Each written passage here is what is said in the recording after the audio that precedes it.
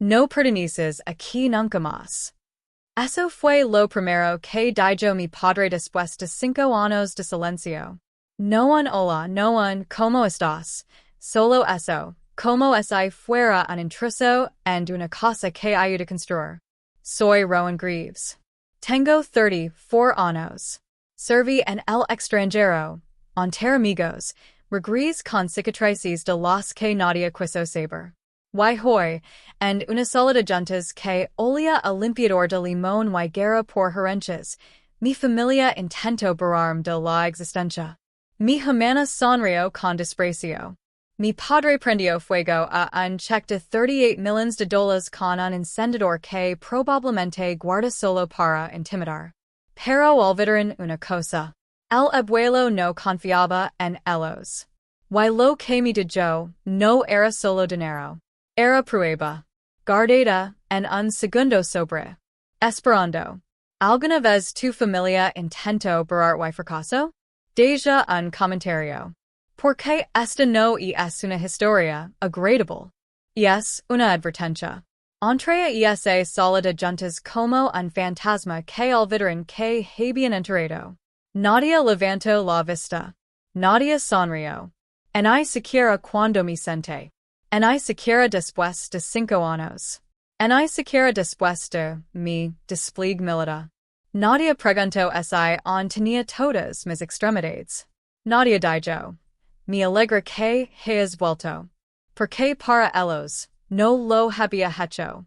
Mi hermana cruzó las piernas y ajustó su postura perfecta como si estuviera ganando una conferencia de prensa. Mi padre se recostó en la silla que siempre consideró su trono. Y cuando la señorita Helford leyó el testamento, juró que sentí bajar la temperatura. Él recibió libros. Él recibió la casa del Lego. Y luego, Lego mi nombre. A Rowan Greaves, mi nieta, mi única confidente. El resto fue en borrón.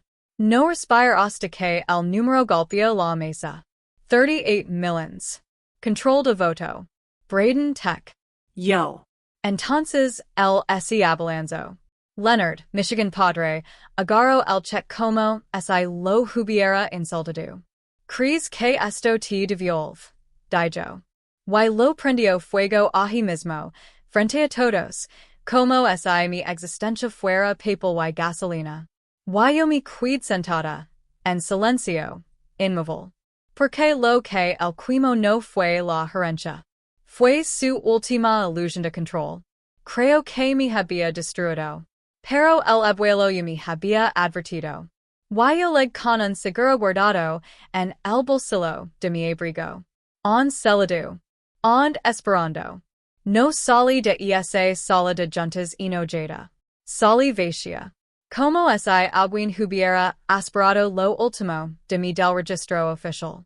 Sin gritos. Sin enfrentamientos. Solo el sonido de mis botas sobre el suelo de madera. Nunca pensaron que volvería a pasarlo. La última vez que regresé de un despliegue fue en acción de gracias. Había estado fuera 18 meses. Convoy de patrulla fronteriza. Syria. Volví con un zumbido, en el oído y 2 amigos míos. Leonard levantó la vista de su periódico y dijo. No escribiste. Eso fue todo. En un abrazo. En un estamos orgullosos. Solo silencio. Mi habitación había desaparecido. No cambiada. Desaparecida. Paredes beige. 2 orquídeas falsas. Una frase enmarcada sobre aguas tranquilas y mentes calmadas. La puerta que antes decía Rowan ahora decía, he speeds. Recuerdo estar en ese pasillo con mi bolsa militar, pensando. Tal vez ya no existo aquí. Era paso junto a mi con una taza de té de menta. Ni siquiera ese detuvo. No seas dramática, dijo. Solo estuviste fuera un año y medio. Me fui al día siguiente. Me mudé a un apartamento destartalado sobre un taller mecánico. Trabajé en seguridad mientras esperaba mis papeles del VA. No pedí ayuda. No la esperaba. Pero cada pocas semanas llegaba una transferencia bancaria. Solo lo sufficient para mantener las luces encendidas. Sin nombre de remitent. Solo, grieves. El abuelo. Sin llamadas. Sin notas. Solo fe. El mismo hombre que apareció con botas de metal cuando tenía 12 años y mi dijo. No necesitas ser ruidosa para ocupar espacio. El mismo hombre que me pasó un sobre en una cafetería semanas antes de morir y dijo. No lo abras a menos que intenten quemarlo. Y lo hicieron. Así que lo hice. El cheque solo era el comienzo. El fuego no fue el final. Fue el detonante. Y esa noche, me senté en mi apartamento, el sobre la encimera, el corazón acelerado. No estaba lista para abrirlo. Pero algo sucedió. No han terminado. Revise mi app bancaria. Error. Cuenta no encontrada. Intenta otra vez. Lo mismo. Tarjeta recusada. Segunda tarjeta recusada. Lame el banco. El operator sonaba como si preferiría estar en cualquier otro lugar. Señora, su cuenta figura como inactiva. ¿Qué significa eso? Hizo una pausa. Certificada como fallecida hace 2 semanas. Calc. El pecho apretado. Las manos heladas. Mi nombre había desaparecido. Siguiente parada. El DMV. Esperé una hora. Cuando entregué mi identificación, la mujer frunció el seno. Está registrada como legalmente fallecida. Estoy justo aquí. Lo sé, dijo. Pero el sistema no. Las palabras golpearon como un disparo de francotirador. Legalmente fallecida. Afuera, mi quid en la acera como un fantasma sin tumba. Entonces, la six al otro lado de la calle. Gafas demasiado grandes para un día nublado. Una bufanda demasiado familiar. La bufanda de mi madre. La que decía haber perdido hace años. No saludo. No parpadeo. Solo observo, como alguien comprobando si el fuego ya se había extinguido. Cruz la calle. Desapareció. En casa, rompí el sello del sobre del abuelo. Dentro. Un fideicomiso notariado. Y una memoria USB. La verdadera herencia ya se había movido. En silencio. De forma segura. Irreversible. El cheque quemaron era solo un señuelo. Él lo sabía. Siempre lo supo. En la USB. Registros bancarios, control accionario, derechos de voto. Pruebas. Legals. Limpias. Debería haber sentido alivio. Pero cuando intenta acceder a la cuenta vinculada, otro error. Luego un mensaje. Cuenta cerrada. Motivo. Client fallecido. No solo intentaron robar el dinero. Intentaron borrar todo lo que yo era. Creyeron que me rompería. Que desaparecería en silencio como un mal rumor. Pero fui entrenada para la guerra. Y esto.